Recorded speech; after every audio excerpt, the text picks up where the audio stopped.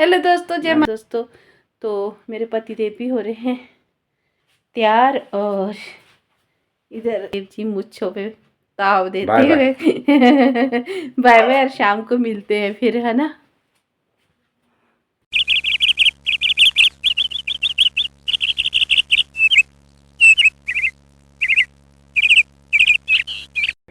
Hello दोस्तों, जय माता दी। कैसे हैं आप सभी? तो स्वागत है आज के ब्लॉग में। मैं हूँ हिमाचली ब्लॉगर कैस 77 का चैनल शिमला की हसीन वादियों से आपका हार्दिक अभिनंदन करती हूँ। और तो सुबह सुबह चल पड़ी हूँ मैं काम को दोस्तों। तो मेरे पति देव भी हो रहे हैं तैयार और इधर इधर हो रहे हैं तैयार। इधर घूमेंगे जरा थोड़ा सा, इधर को हेलो हाय कर दो। तो अभी हम काम को जा रहे हैं तैयार। तो आज क्या है पति देव जी, आज हमारी एनिवर्सरी है। और तो कितने साल हो गए, कुछ याद है? नहीं, अभी तो नहीं याद, पर 39 साल हुए 39 साल हुए हैं आज हमारी शादी को। और तो बस अब देखते हैं क्या होता है सारा दिन। अभी तो फिलहाल हम जा रहे हैं दोनों अब अपने काम पे। मैं भी हो गई काम के लिए तैयार और पतिदेव जी मुच्छों पे ताव देते हुए बाय बाय और शाम को मिलते हैं फिर, है ना। और मेरे पतिदेव जी तुलसी माता को कर रहे हैं कवर ताकि पाला ना पड़े। तो अच्छे भी लग रहे हैं, इकट्ठे इकट्ठे पत्ते हैं ना। ये देखो ओके, पाले से बचाने के लिए। 6 hours later. अच्छा ओके। तो आ जाओ, ये बना है आज हमारा खाना, पनीर सेमिया और पूरी। जिस चीज़ को भी खानी है आ जाए जल्दी जल्दी। फ्राइड राइस भी और ये खा के हो गया। बोलते जरा कुछ। मैं हो गया खा के फ्री। और क्या बोलना और आप भी आ जाओ खड़े। कहाँ से आएंगे हम? तो दोस्तों बस सिंपल तरीके से मनाई हमने एनिवर्सरी, क्योंकि बच्चे भी नहीं आए, क्योंकि ठंड बहुत ज़्यादा है। तो बच्चों को, छोटे बच्चों के साथ आना, उनका भी मैंने मना कर दी थी बच्चों को। और बस हमने ऐसे ही सिंपल तरीके से एनिवर्सरी मनाई, बस खाना बनाया और खाया। और तो दोस्तों आज हमारी 39 साल हो चुके हैं हमारी शादी को।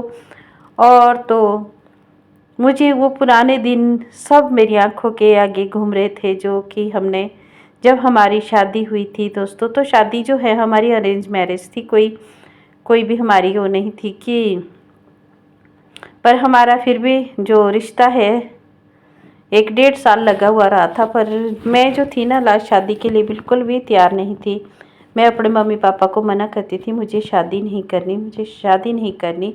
क्योंकि दोस्तों मैं पढ़ना चाहती थी और अच्छी जॉब करना चाहती थी। उस टाइम मेरा यही सपना था। मुझे ये नहीं था कि मैं शादी इससे करूँ या उससे करूँ, वो नहीं था, वो बात नहीं थी। बस पढ़ लिख कर अपने पैरों पे खड़े होना था। पर चलो, जो होना था किस्मत में था वो हुआ। अपने माँ बाप की खुशी के लिए मैंने अपनी खुशियाँ कुर्बान कर दी थी। मेरी मदर थोड़ी सी जो थी उस टाइम थोड़ा बीमार रहती थी, और शादी के मतलब 1 साल भी नहीं हुआ था तो मेरी मम्मी की डेथ हो चुकी थी। तो दोस्तों हुआ यूँ कि बस हमारी ज़िंदगी की गाड़ी चलो, शुरू शुरू में तो सही चल रही थी, क्योंकि सास ससुर भी थे तो उनका भी सपोर्ट था। और जब हमारी शादी हुई तो मेरे पतिदेव कुछ भी काम नहीं करते थे, कोई मतलब ऐसे भी नहीं था कि कुछ काम करते हैं। पर पहले ऐसा ही होता था, किसी ने कह दिया कि चलो भाई रिश्तेदार रिश्ता कर देते थे और बस शादी हो जाती थी। तो हम भी, पर मैं सोचती थी कि मुझे कुछ करना है, अपने पैरों पे खड़े होना है, तब शादी करनी। पर कहाँ उस टाइम हमारी माँ बाप के आगे नहीं चलती थी। बस हुआ यूँ दोस्तों, मेरी ज़िंदगी की जो हमारी कहानी है बहुत ही लंबी, हमने बहुत स्ट्रगल किया है लाइफ में। तो अगर मैं वो आप लोगों के साथ स्टोरी सुनाने लगूँ तो बहुत ही लंबी हो जाएगी। पर मैं कभी कभी कुछ बातें आप लोगों से शेयर करती रहूँगी कि हमारे जीवन में क्या हुआ था। शुरू के जो साल थे ना बहुत ही अच्छे थे। हमारे बच्चे हुए तो चलो सास ससुर का सपोर्ट था। फिर जो मेरे फादर इन लॉ थे उनकी भी मतलब 1-1.5 साल के बाद शादी की डेथ हो चुकी थी। तो मेरी सास चलो वो उनका भी काफ़ी सहारा होता था, हमें बहुत सपोर्ट करते थे और मुझे तो बहुत प्यार करते थे। मुझे सास ससुर से कोई भी शिकायत नहीं थी ससुराल में, तो मैं लाडली थी उनकी। और फिर कुछ समय के बाद मेरी सास की भी डेथ हो गई और पतिदेव ने ना मिस्त्री का काम शुरू कर लिया था।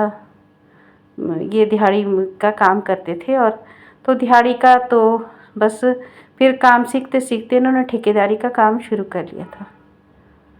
तो फिर ठेकेदारी का काम किया तो फिर वही लोगों, कभी कोई पैसा देता नहीं था टाइम से, बहुत ही मुश्किलें आई हमारी लाइफ में। तो अभी मेरी सांसें रुक जाती है जब मैं वो पुराने दिन याद करती हूँ, तो मैं ना सुनाने की स्थिति में नहीं रहती है। हमने बहुत सारे दुख सहे हैं ज़िंदगी में, तो उनका खुलासा करूँ, आप लोगों के भी आंखों में आंसू आ सकते हैं।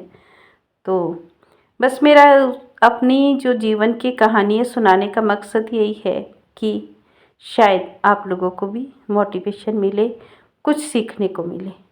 यही होता है, किसी की कहानी से सीखने को ही मिलता है।